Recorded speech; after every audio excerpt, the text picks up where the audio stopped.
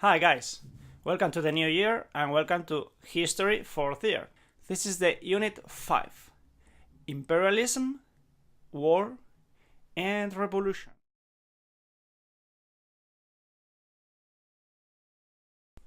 This is a long unit and it's very important because it explains how the world is distributed today. So what happened more than 100 years ago has a direct influence on what we are living nowadays. Countries in the world. This unit has 3 parts. 1. Imperialism. 2. The World War I. And 3. The Russian revolutions. The 19th and beginning of 20th century imperialism led to the beginning of our current problem. The First World War displayed the way Europe was distributed, the way nowadays Europe is distributed. And the Russian revolutions and the Russian Civil War displayed the new ideologies that are going to fight during the 20th and 21st century. It's the beginning of the rivalry between the United States, Russia, and China, our current world powers. So, let's start. Of course, you remember we studied 3 different types of systems of governments during the unit about the old regime, unit number 1. Absolute monarchy, English parliamentary system, or parliamentary monarchy, and republic. Now, studying the 19th century systems of government, we can classify them into 2. Authoritarian political systems and liberal political systems. The authoritarian political systems had these characteristics. The ruler was a king who had all the power. If parliaments existed, they had no power at all. Militarism was usual. These countries used to be multi-ethnic countries, such as the Russian Empire, the Austro-Hungarian Empire, or the Ottoman Empire. And people living in these countries had few individual rights. The liberal political systems had different characteristics. The principle of separation of powers was the key to limit the government's power and to achieve a more fair society. Suffrage existed and was extended to achieve the universal male suffrage. People living in these countries had important individual rights, such as freedom of expression or the right of assembly. And socialist parties started being part of parliaments due to the right of vote for the workers. Industrialization in non-European countries played an important role.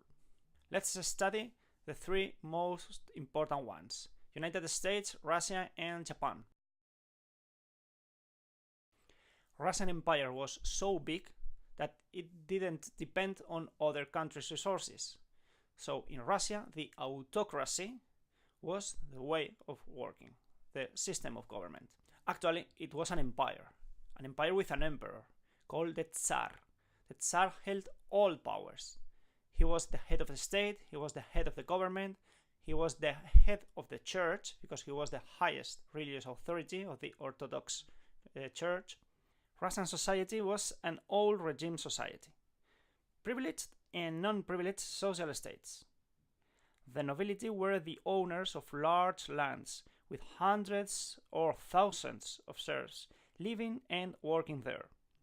Noblemen were the higher officials of the army and they held top positions in the government. The non-privileged states were workers in cities and peasants, the majority of population actually. Living conditions of peasants were extremely hard because they were serfs under an absolute control by their lord. The Tsar Alexander II issued a decree conceding the emancipation of the serfs in 1861. The goal was to give freedom to the serfs, to improve their living conditions, but actually their economic situation was so horrible, so hard, that their living conditions improved almost nothing. Russian Empire was a multi-ethnic country because it was inhabited by Russians, Ukrainians, Armenians, Turks, Chechens, Kazakhs, Belarusians, Yakuts, Germans, Uzbeks, and a very long etc. The United States was a large country with few population. Most of its inhabitants were located on the east coast, and soon they started expanding westwards to colonize new territories. This process was known as the westwards expansion.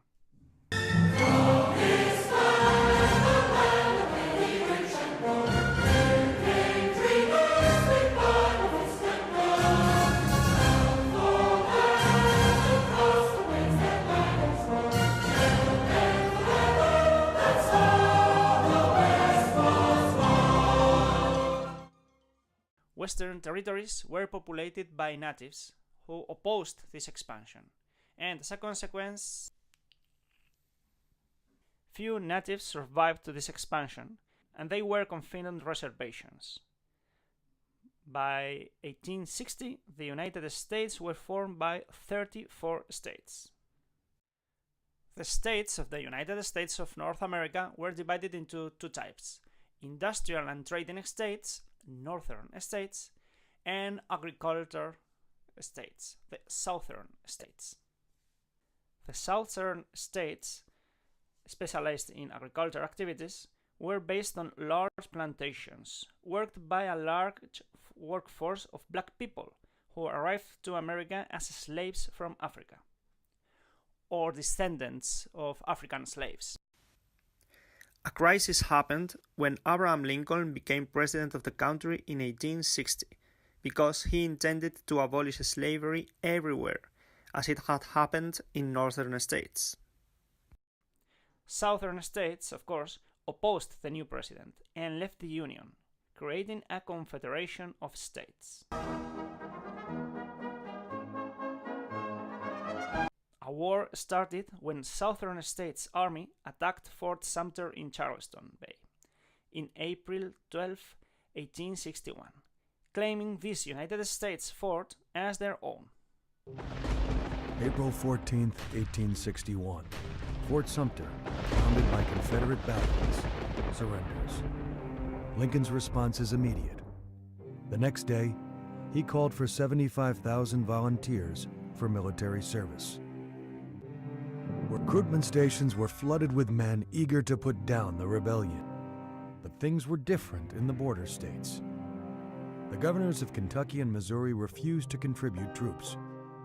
And as more states sided with the South, Lincoln's problems only increased.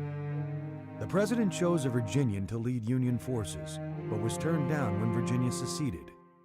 In time, the man would become the South's most famous general, Robert E. Lee. The President Lincoln, of course, called out the militia to suppress this insurrection, and 4 more slave states seceded and joined the Confederacy. By the end of 1861, nearly 1 million armed men confronted each other. The war lasted for 5 years. It was called the American Civil War. But due to the fact that the southern states seceded the Union, in Spanish it was called Guerra de Secesión. The northern states won the war, and finally slavery was abolished, although black people's rights were different than white ones. These different rights for white and black people in southern states was known as racial segregation, and it lasted for more than 100 years. When we studied industrialization in Japan, we studied that the emperor, Meiji Tenno, was the one who started this industrialization, the one who ended the feudalism in Japan. So between 1867 and 1914, Japan became an industrialized country with a high Western influence, but the emperor remained being an absolute monarch. Nevertheless, the emperor ended the traditional policy of isolation of Japan in order to reach trade agreements with Western countries, the United States and European countries mainly. The rise of imperialism. We know the concept empire. and it is related to the concept imperialism. This concept is actually a policy of a country. It consists of extending domination over other territories.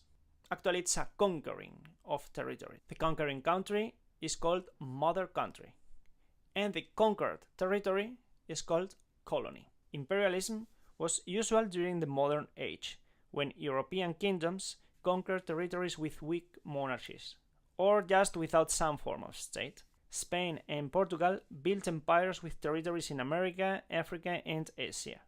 And Dutch Republic, France, and Britain did the same too. In two, they can move. And so then Green's going to go ahead and decide who else he wants to attack. And let's just say he decides he's done attacking everybody. During the Second Industrial Revolution, the need of new sources of energy and the expansion of international trade, thanks to the transports revolution, marked the beginning of a new phase. Colonies of Spain in America became independent during the 19th century, and by the end of the century, Spain lost its remaining colonies in America, Cuba and Puerto Rico, and Asia, the Philippines. Britain and France extended their colonies very fast, taking control of large territories in Asia and Africa. Germany, Italy, Belgium, Russia, the United States, and Japan joined this imperial expansion. In 100 years, territories controlled by European countries and the United States grew from 35% of Earth's land to 84%. Only 2 countries in Africa remained independent by 1914, Ethiopia and Liberia. The 3 main powers in Asia, the Ottoman Empire, Persia, and China, remained independent countries, but actually they were forced to grant trade advantages to Japan, Russia, United States, and European countries. Now we must study the factors of imperialism. They were economic, demographic, religious, political, ideological, and scientific factors.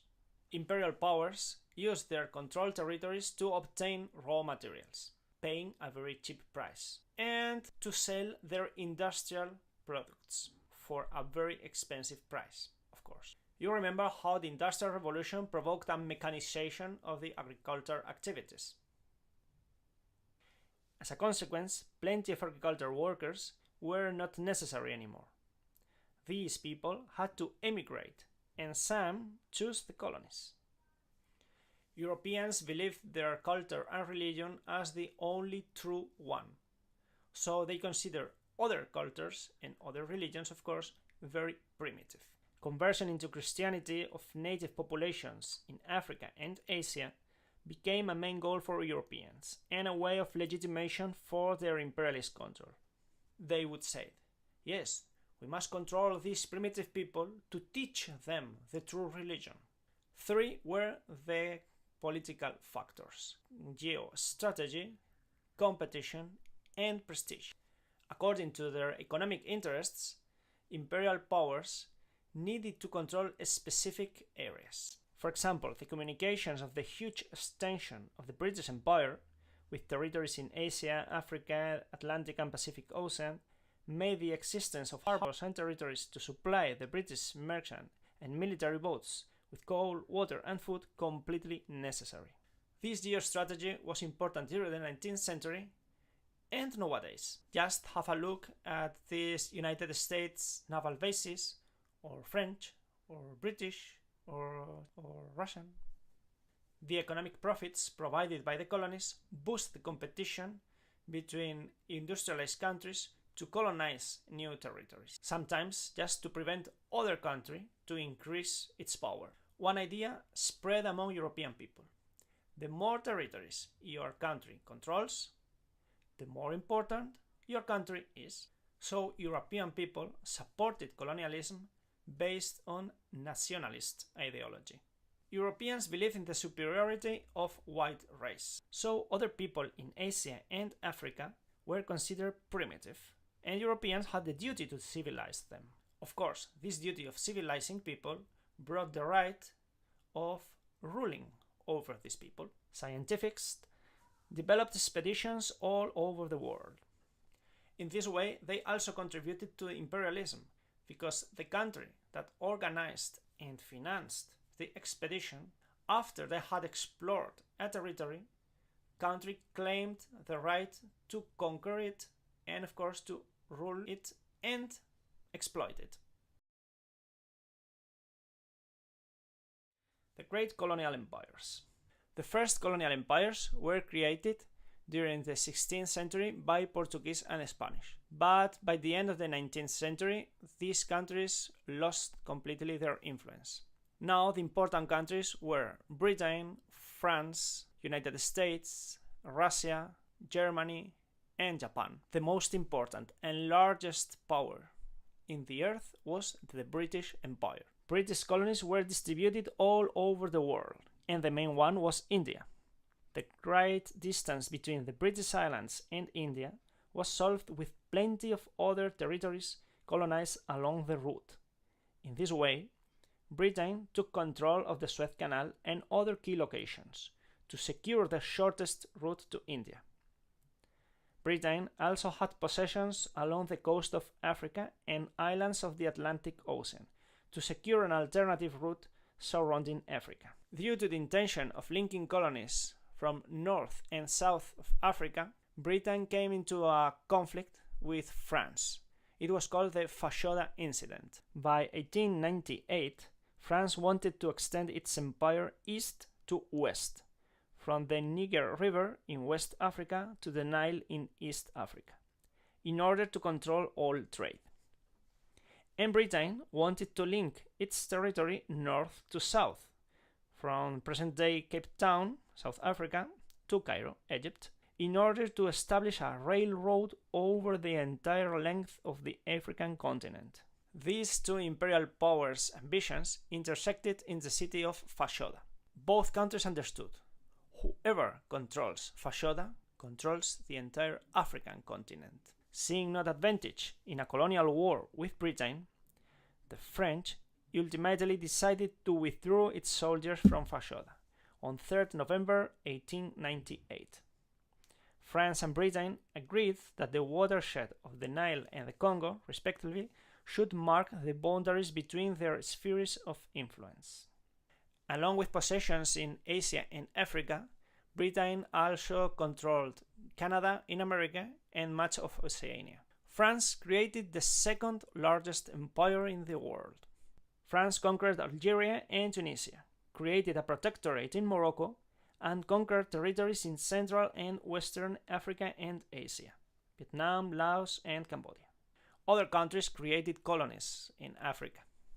Germany, Italy, and Belgium created also colonies in Africa, and Russia expanded its border to the east, conquering Siberia. After the Spanish-United States War in 1898, the United States acquired the Spanish territories in Asia, the Philippines, and in America, Puerto Rico, and Cuba. Although the United States did not conquer military Central and South America, actually they established an economic domination. This economic domination was called the Monroe's Doctrine, after the President of the United States in 1823, James Monroe.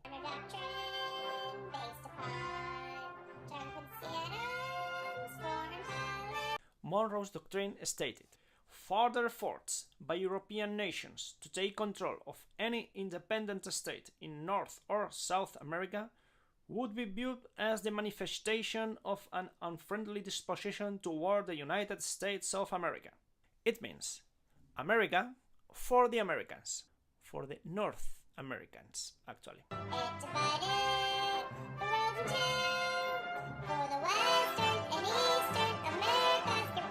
Japan was an overpopulated country that needed raw materials and resources from abroad, and that led to a conflict with its closest neighbors, Russia and China. Japan conquered the islands of Formosa, nowadays Taiwan, and the Chinese region of Manchuria. Colonial expansion meant conflicts between colonial powers. To solve these conflicts, the great colonial powers met at the Berlin Conference, 1884-1885. At this meeting, the colonial powers came into an agreement and divided up the entire African continent. Colonial rule. Colonies were not exactly the same everywhere. Colonial powers established three types of ruling: colonies, protectorates, and spheres of influence. Colonies were territories without sovereignty. Do you remember the concept sovereignty? In Europe, we studied how the king's sovereignty was transformed into national sovereignty. That meant the king was the owner of the country, and later the national sovereignty meant that people, citizens, we are the owners of the country. Colonies did not have sovereignty because they were a possession of the mother country. Mother country controlled absolutely everything. Examples of colonies were the Belgian Congo, New Zealand, Fiji, Papua, Burma, Myanmar nowadays.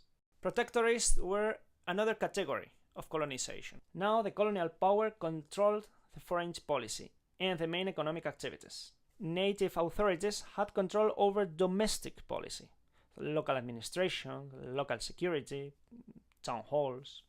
Examples of protectorates were Somaliland, nowadays Somalia, Cyprus, Gibraltar, Brunei, Egypt, Sudan. Last category of colonization was the sphere of influence. It wasn't an actual colonization because the territory had independence, but these territories were forced to grant trade advantages to the colonial powers. China was the most typical example. British authorities traded with opium that had horrible consequences for Chinese population. But when the Chinese government declared opium illegal, the British government declared war on China. And after bombing several cities, the Chinese government was forced to cede and allow the opium trading. Colonialism had a big influence on politics until today. Territories were distributed among and by colonial powers without considering native populations. They did not consider linguistic differences or religious, cultural, social, historical. Because of that, colonial powers draw the borders of these territories, causing a lot of conflicts in the past, in the present, and in the future. The economy of the colonies was based on the extraction of minerals and plantation agriculture. Private companies from colonial countries exploited the extraction of minerals, gold, diamonds, and coal, and created large plantations of rubber, coffee, and tea. The workforce in these plantations and mines was composed by native people, working under very hard conditions and for very low salaries. Few infrastructures were created in colonies. These infrastructures were created by the mother country, but just to benefit the mother country's interests. Usually these infrastructures were railways and ports aimed to transport the production of the plantations and minerals from mines to the mother country transport boats. Colonization had a great impact on societies from colonized territories. Demography in these territories was affected by the colonization. The first and most important example was the Spanish colonization in America and its demographic consequence during the 15th and 16th century. Amerindians, Indians from America, were not used to the European illnesses and thousands died. The same happened in the 19th century to population in Africa, Asia, and Oceania. Diseases, wars, extreme work exploitation decreased the number of native population, while colonizers settled in these new territories. So, demography just changed. The colonizers who settled in the colonies formed a new social class, a new elite. They controlled the economy and the government, and natives were considered inferior, and therefore marginalized, living in separate areas and working on the hardest works. The colonizers, as social elite, of course, imposed their culture and their way of living. The few indigenous social elite became westernized by imitating the colonizers' way of living, studying in European universities, and acquiring their languages, clothes, and religion.